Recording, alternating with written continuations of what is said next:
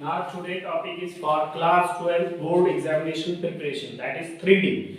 Three dimension, many students have so much confusion. Now come to the point, sir, we have all board students and we are not getting the knowledge how to think about in Hindi pronunciation. So my main motto is this videos online mode is for everyone, not for only English medium. I have so much knowledge in international schools and all these schools, CBSE, ICSE, but more main motto is to give the knowledge to below weaker section of 3D. 3D means three dimension. अब three dimension होता क्या है, इसमें three dimension बोलते क्यों? Because there are three axis, X axis, Y axis and Z axis. But sir this is only positive. अब इसका minus वाला काम दिख रहा. तो now come to the point, these are the marker and we have three markers in this way. तो and in this way, this is the 3D. I already tell these videos is for the students who are in interior area. अब वहाँ पे मैं 3D को बताने के लिए मुझे काफी कुछ सोचना पड़ता है, इसलिए मैंने आपको इस रूम के अकॉर्डिंग में आपको 3D का ये जो शेप है 3D में कैसे बनती है वो आपको दिखाना चाह रहा हूँ. This is y axis because ये ऊपर के लिए जा रहा है. This is x axis and this one is z axis. तो x y z ये 3D क्यों कहा गया? क्योंकि इसमें तीन चीजें आ रही है, एक y, एक x और एक z. तो सर इसको अगर हम 2D, हमने तो ये रेक्टेंगल पढ़ा है 2D, इसमें एक लेंथ और एक ब्रेथ. तो सर इसमें तीसरी, इसीलिए इसको 2D कहते हैं. रेक्टेंगल को क्या बोलते हैं? 2D. लेकिन सर कोई 3D की चीज, तो 3D की चीज वी हैव क्यूब. ये क्यूब है, ये 3D है. ये कैसे? देखो इसके ये ऊपर के लिए जा रहा है तो क्या बोलोगे आप इसे? y axis. ये इधर के लिए जा रहा है तो क्या बोलोगे? x axis. अब मेरी तरफ के लिए जो आ रहा है this one, this is z axis. तो अगर आप मार्कर से नहीं समझ पाए तो this one the right way to understand 3D. This is a 3D figure. तो अब इसमें हम इस लाइन को 3D में स्पेस में बनाना चाहते हैं और उसकी इक्वेशन निकालना. दिस इज टोटली 12th में. तो imagination is more important, so it is a pure mathematics. There are two mathematics in CBSE. We have distribute applied mathematics and pure mathematics. Applied means how to use. Applied mathematics generally taking commerce stream, arts stream, but pure mathematics goes to IIT research. This is a pure one.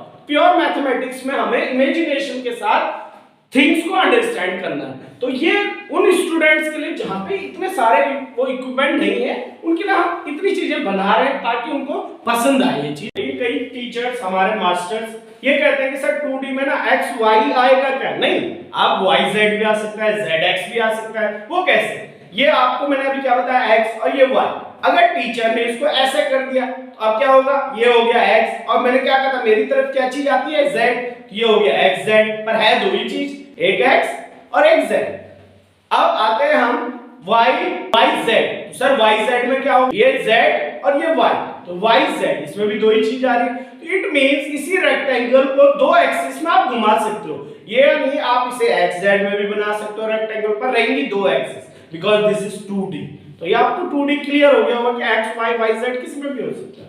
Now एक और चीज मेरे पास 3D है. This is 3D box. अब sir आपने जो पहले दिखाया ये क्या था? This is cube.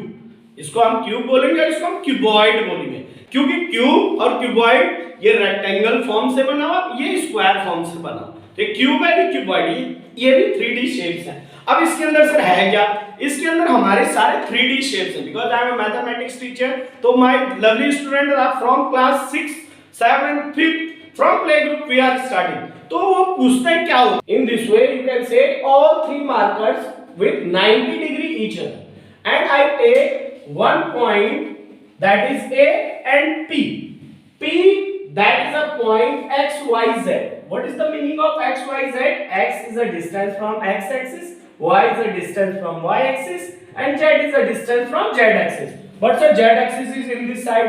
It is not in this side. This is totally imagination because most of the teachers in Hindi medium school we have board and chalk.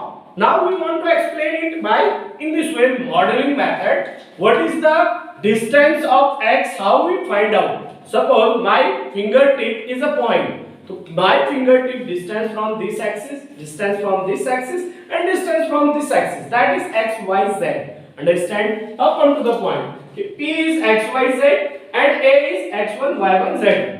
अब इस दो पॉइंट मतलब एक पॉइंट तो हमारा हो गया position vector, that is R vector, और एक पॉइंट हो गया हमारा जिससे लाइन पास हुई. तो today topic is equation of line passing through one point. तो टीचर्स या हम मास्टर्स क्या करते हैं, बच्चों को ये बताते हैं x minus x1 by a, y minus y1 by b and z minus z1 by c. Now a, b, c are the direction ratios. So a, b, c in this way a, b, c are direction ratios of b vector.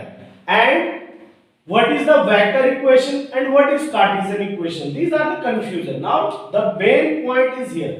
जो हमारा board का question है वो इन दो point पे हमेशा हर साल every year, because we are going to checking, and in checking every year I found this question, equation of line passing through one point in Cartesian form, in vector form we have to calculate.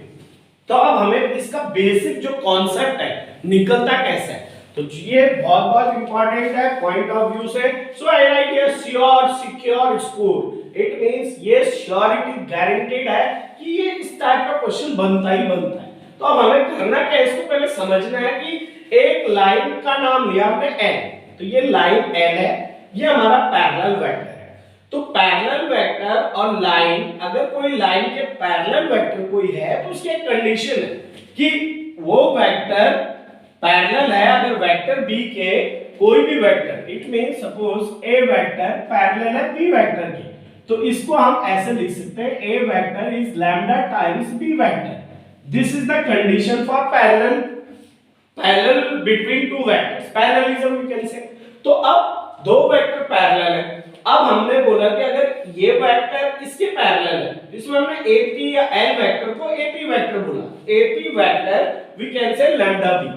तो sir ये r vector is equal to a plus lambda b कैसे आया, ये हमारा question है कि ये जो आप वेक्टर इक्वेशन बता रहे हो ये आया कहां से. तो now come to the point. In 11th standard we have in physics triangles law.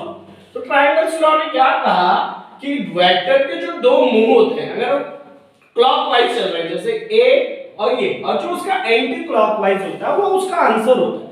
यहाँ पे r वेक्टर क्या चल रहा है एंटी क्लॉकवाइज, और a वेक्टर और ये जो वेक्टर है AP, इसकी वैल्यू मैंने क्या निकाली लैम्डा b. तो मैंने क्या लिखा हुआ OP is equal to OA plus AP. It means r vector is equal to OA क्या है a वेक्टर और AP क्या है लैम्डा b वेक्टर. तो we can say r vector equals to a vector lambda b vector. This is the main important thing. Now इससे आप अगर ये आपको समझ आता है तो आप कार्टेशियन इक्वेशन बड़ी जल्दी से समझ पाओगे. फिर से मैं एक रिकैप दे रहा हूं आपको कि करना क्या है. इसमें वेक्टर इक्वेशन में ट्रायंगल्स लॉ आना चाहिए और ये कंडीशन पता होनी चाहिए कि दो वेक्टर पैरेलल है, तो ये कंडीशन आपको पता हो. तो अब आपने ये सोचना है कि इसमें पैरेलल वेक्टर कौन है. इसमें b वेक्टर पैरेलल है किसके, इस L वेक्टर के, जिसमें AP वेक्टर हमारा मेन टारगेट है. दिस ट्रायंगल APO दिख रहा है सबको. तो अब APO ये हमारा टारगेट है. तो अब क्वेश्चन उठा कि सर वेक्टर ने कहा, vector law triangles law in 11th class, इसने कहा अगर दो वेक्टर क्लॉकवाइज चलते हैं तो अगर उनके एंटी क्लॉकवाइज जो वेक्टर चलेगा वो रिजल्टेंट होगा, वो आंसर होगा. तो r is equal to a plus lambda b. It means OP हमारा क्या है रिजल्टेंट वेक्टर, AP वेक्टर और a वेक्टर दोनों क्लॉकवाइज चल रहे, दोनों को प्लस करा. AP के हमने वैल्यू पैरेललिज्म से निकाली क्योंकि ये वेक्टर b इसके पैरेलल है वेक्टर L की. It means we can say कि vector r equals to a plus lambda b. AP इज लैम्डा b. ये तो पॉइंट अंडरस्टैंड हो गया. अब आता है कार्टेशियन. सर कार्टेशियन कैसे बनता है, because r vector we have to write in vector form. Here I cap that is unit vector along x axis. This is along x axis and j vector along y axis and k vector along z axis. Now I j k we can make the position vector are I unit with x because x y z are the point xi yj and zk. And similarly, position vector means vector of A is equal to point x1 I, here x1 I, because x1 y1 z1 are the point y1 j and z1 k. Now in next video I will tell you how to give this as Cartesian equation, and you just go to my channel more to more to get more videos. This is not the request, this is only give the basic knowledge for board preparation, so that you can get more and more videos related to that, because I have so much queries demand from my student weaker section that they are saying sir कुछ हमारे लिए भी भेजो, because they are in interior village towns, Pauri Garhwal, Chamoli Garhwal, so many students are there.